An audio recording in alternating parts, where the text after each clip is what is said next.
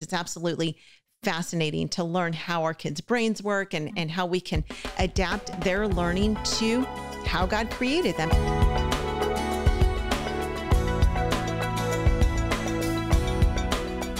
During the Homeschool Survival series that we did a couple of months ago, we talked a lot about learning styles, and we had Tyler Hogan come on and he talked about just being able to recognize the different learning styles. If you missed that podcast, you must go back and listen to it because it's absolutely fascinating to learn how our kids' brains work and how we can adapt their learning to how God created them. It's a really, really great episode. And so we talked about learning styles, which are auditory, visual, and kinesthetic, but we talked about a whole lot more than that. But one of the things, Carrie, that you mentioned in the book is the 5 learning languages. And I had not heard about that until this book. Talk about that. What are the 5 learning languages and how do they work? Sure. Well, I hadn't heard about it either until I started writing the book.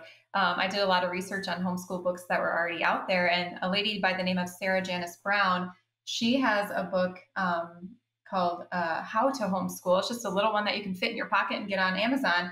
But she talks about, I'm going to even refer to it, the detective, the creator, the follower, the friend, and the explorer. And she describes each of them into great detail. So I kind of put it into my own words of what each one was. But to me, I loved the description of each of these, and they're user-friendly even for your kids, that if you want to go and you could even read to them these different ones, and they're not so abstract to them that they're like, oh, what's kinesthetic?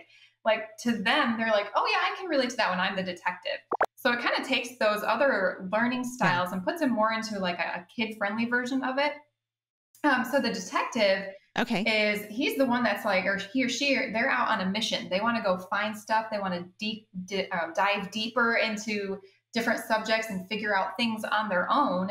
They want to discuss, like discovery is their quest. They want to know, what will I find at the museum, or how is this thing put together? They'll take things apart and want to put it back together. And just that's me. So I love this. Like when I was a kid, I used to love taking a flashlight apart and figuring out where all the pieces go and then putting it back together. So that's your detective. And your kids, again, they can fall into all of these categories, but they're probably going to have one that's like that they gravitate to maybe the most. And that can really help you to pick which method or which style of learning to use. But I mean, things change too. So you have to be kind of flexible as we go, like lifestyles change or kids' personalities kind of ebb and flow. So yeah, that's the detective. Then we have the creator.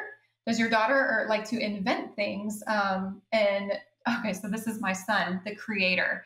I will go into his room and try not to blow up because it's such a mess.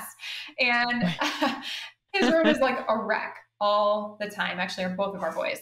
But I will, if I look a little bit deeper into the chaos, there are rolls of toilet paper that are put together, and there's sticks that they've gathered from outside and cotton balls that they've gathered and made these amazing creations. And they're like, Mom, look at this like sword and this knife. And like, they're really into like savage and Indian stuff right now.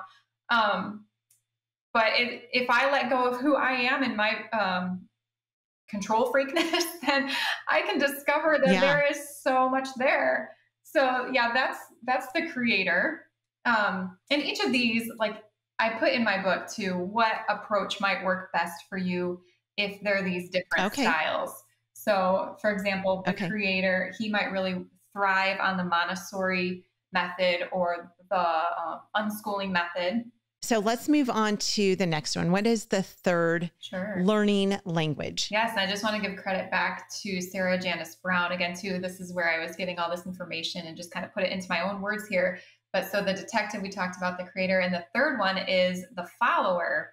And the follower thrives on the traditional approach. They like to do the worksheets. They like to have the speed drills. They like to please their teacher. And this is my second born, which makes it really easy for me to teach him because that's how I was. Or it's, and that's just, I guess it was just comfortable for me. It was what I knew the best. So if your kid loves to do all that, I mean, there's a whole list of traditional curriculum that you could follow for that. So that's the follower. And I mean, that's my son to a T. He speeds through those speed drills. He's like, I got them all wrong. Or I got them all wrong. I don't think he'd be excited about that. Yeah, I got them all right. But yeah, so that's the follower. And then we have the friend. And this person, or this son or daughter of yours, is one that you will watch and they always want to be with somebody. They learn best in a group setting. And this is my daughter. She's always asking me to have play dates and to do fun things with her friends. They like to do projects together. This was not me. This is like, I think best when I am in my own little bubble and can just work it out. And when I have to work in a group, it's challenging for me, but not for the friend. The friend loves that setting. So if you have a friend, you might need to be intentional as a homeschool mom to do those play dates, to get your kids into a co-op, or to find universities that offer free classes or whatnot. And then the last one here is the explorer. And I love this one. The explorer wants to take what they're learning in the classroom and go find it somewhere. So they don't want to just learn about Little House on the Prairie. They want to go build a prairie. They want to experience the prairie. Yeah. And I love that, because I feel like with most kids, I think that all kids would love this approach too, because this is what makes school come alive, is when you can find ways in your home to implement them in the world. This one is going to be your one that loves to travel, to go places, to do those things. And if this is you, the Charlotte Mason method, unit study, more formula, unschooling, all of those things would be really good for the explorer. And you might struggle to have that child fit into a traditional curriculum.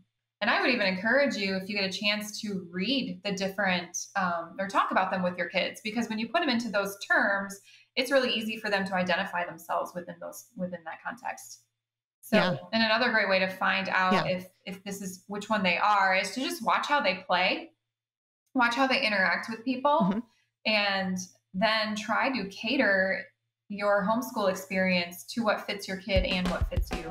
Homeschool Insights is sponsored by CTC Math. If you're looking for a great online math program, visit ctcmath.com and try it for free.